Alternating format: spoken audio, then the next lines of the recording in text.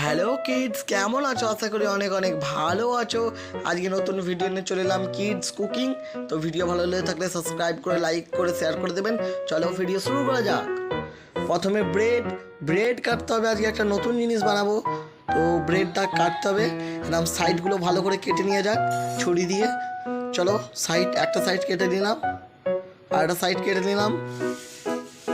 এখন একটা সাইড কাটতে হবে, সাইড কেটে নিলাম। এখন একটা সাইড কাটতে হবে। ব্রেডের পিস রেডি। চলো ব্রেডের পিসটা তুলে নিয়ে যাক। প্রথমে একটা চিজের লেয়ার দিয়ে দিলাম। আবার একটা ব্রেড কাটতে হবে। কিডস বলো তো এটা কি তৈরি হবে? চলো দেখতে থাকি কি তৈরি হয়। এখন একটা নতুন জিনিস তৈরি হবে।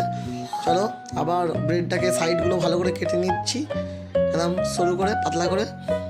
চলো এটা ব্রেডের উপরে আবার চিজের উপরে আবার একটা ব্রেড, মানে পাউরুটির স্লাইসার পিসটা দিয়ে ওভেনটা চালু করে কড়াই তাওয়াতে বস করে দিলাম।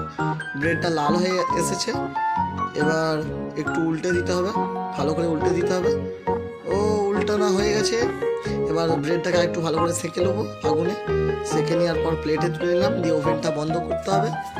চলো ওভেনটাও বন্ধ করে দিলাম, দিয়ে ওভেনটা সাইড করে এবার একটা চিজের একটা লেয়ার দিতে হবে। আবার চিজের লেয়ার দেওয়ার পর আবার একটা চিজের লেয়ার দিতে হবে, একটা ছোটো ছোটো চিজের লেয়ার দিতে হবে।